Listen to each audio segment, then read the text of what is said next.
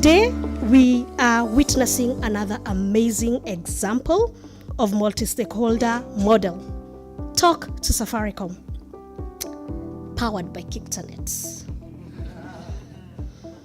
When I and Steve started this conversation on the need to engage, it was over a post done on our KICTAnet list about premium rate services where subscribers had been charged unknowingly. Gigi, thank you personally, because that day when the discussion happened, you actually provoked me and said, why don't you say something?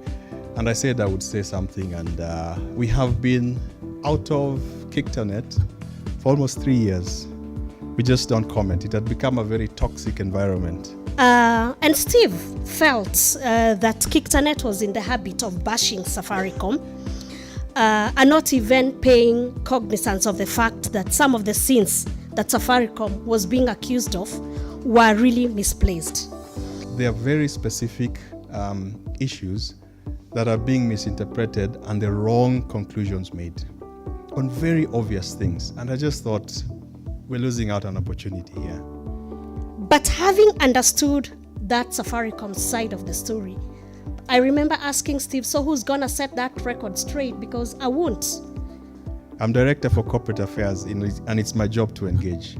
So I said, I have to change this and we have to go back to KICTAnet. So that is how the idea was born. And here we are today for the part 2 of the conversation. Part 1 happened online, so here today we are meeting face to face. So I think we need to clap for Safaricom for...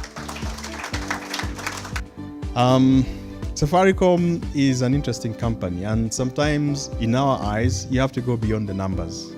If you look only at the numbers, then Safaricom is, this big company that does, I don't know what. All the 150 tickets to this meeting were fully subscribed on day 3. I'm really not sure whether this is an indication of Safaricom's popularity, or whether it's an indication of KICTANet's convening power, or whether it's an indication of the love of Kenyans for cocktails.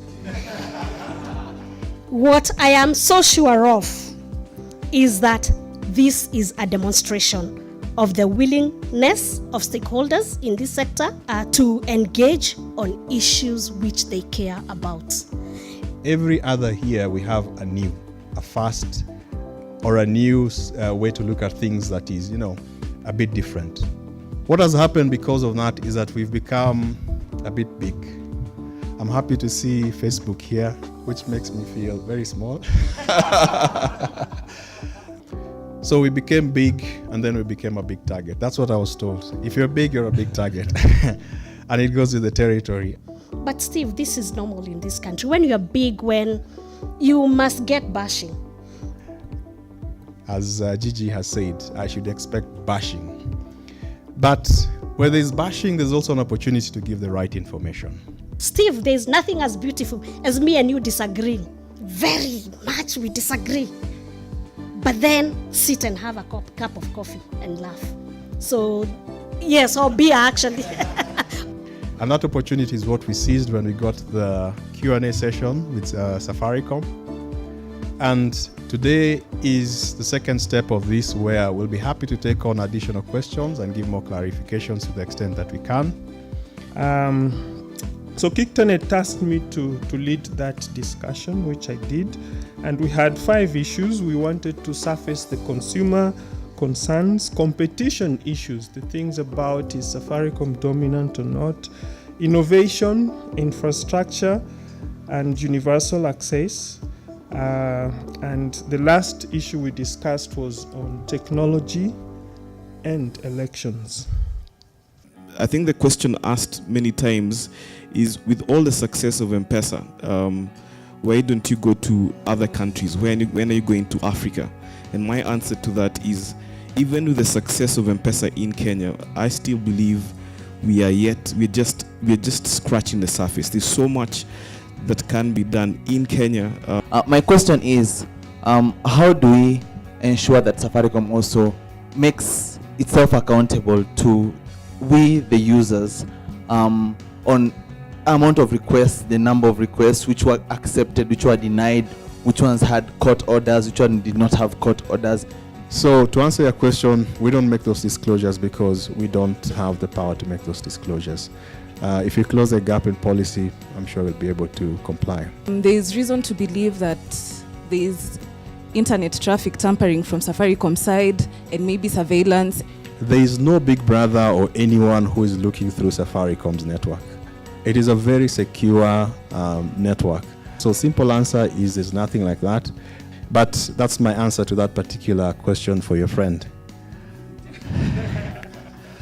Some time back, probably last year or the year before, I had the same problem with the PRS, and I ran to I&M, the Safaricom center. And what the Safaricom customer care representative told me, oh, it's likely you must have registered yourself by mistake, and so they unregistered me. What you experienced there is something that unfortunately has been allowed to happen because the people who subscribed you to that service, because someone actually did, are allowed to exist almost without regulation. So it's a problem for us. It's a huge problem for us in reputation terms. We had to refund, but we had already suffered some reputation damage. Keith, when you introduce yourself, say what you do. Are you a lawyer? Are you a PRSP? Are you a hacker? I'm a Safaricom subscriber.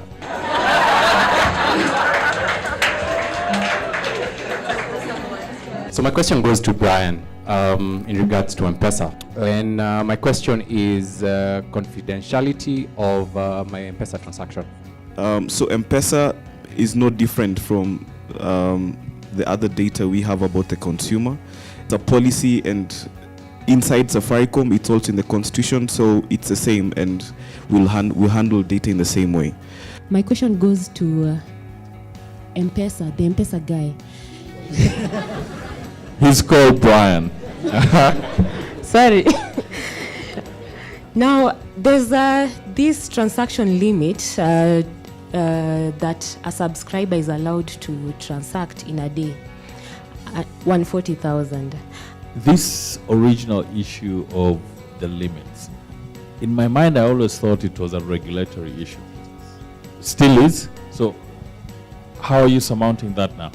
For businesses and registered organizations, the limits are quite flexible, and you do not have the same restriction. Okay, but again, it's a conversation that Steve is having the regulator. No regulation or legislation around Bitcoin and blockchain, which is true. However, when they started M-Pesa, it was exactly the same context, and they took it on and ran without regulations. We're a regulated company. We're not going to break the law so that we can please anyone. That's not going to happen. We're not going to break the law and deal in Bitcoin if the issuer of our license, the CBK, has said, do not deal with Bitcoin. That's not going to happen. Mpiga ngumi ukuta. So for those of you who don't understand Swahilis, if you hit a wall with your fist, what happens? The wall doesn't even know you've hit it. You go to hospital. So we must change some of these conversations, especially when you're engaging with government. Serikali. They hit the walls, as Ali put it. We don't mind hurting our arms, and sometimes the wall yields. It's given that we are under surveillance. Our calls are listened to. We are monitored. I'm putting you on a spot that you do not facilitate that. I want you to say that publicly, that you do not Answer I will give is that we don't. And I'll give that answer, straight away. We don't. I can tell you we do over 100 million calls a day. The SMSs we can't even count. So if anyone is using our network to track all the 26 million customers we have, we don't know what kind of system they would have. It would have to be bigger than our network, and our network is not small. M-Pesa is becoming more like a verb, but I think there's a challenge in the fees still. For Wanjiko, it is still not as competitive. Who's going pesa ya kutoa, pesa ya kutuma? We have started addressing that issue of Wanjiko by launching what we have called M-Pesa Kadogo, that allows any customer to send less than 100 shillings for free when it comes to a person-to-person transfer, and also for what we call buy goods and pay bill, 200 shillings and below for free. Off the cuff, I did learn that you actually have muscle to just talk to CA and say, we want GG to sit on behalf of Safaricom.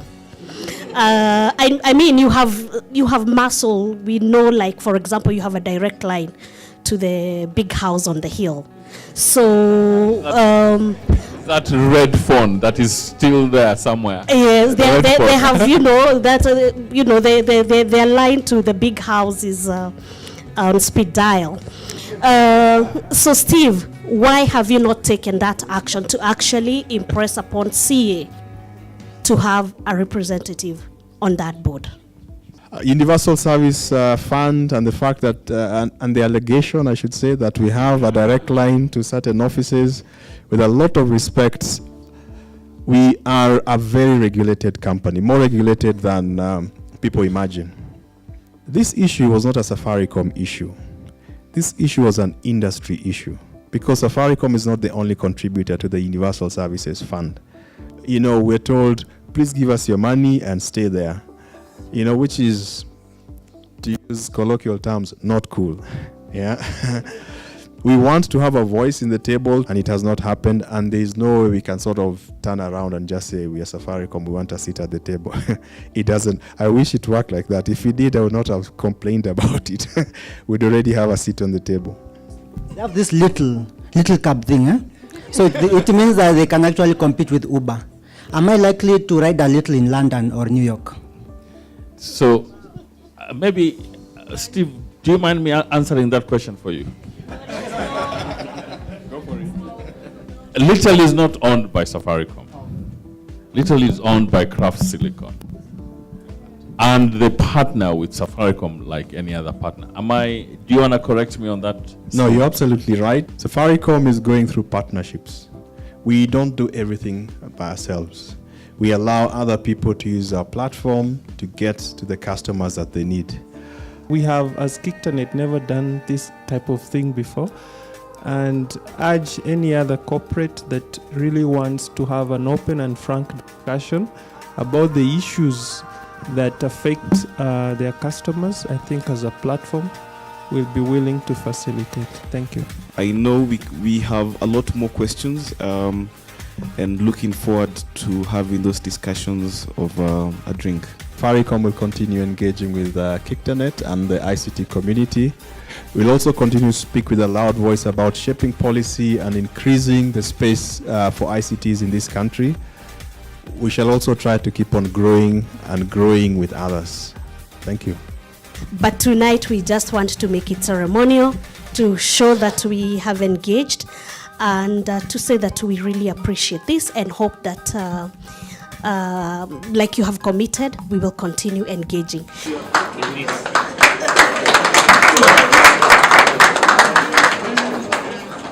Thank you, Steve. Thank you, Brian, and thank you, Walu. Thank you, Grace, and the KICTAnet team. And now I would like to declare the bar open.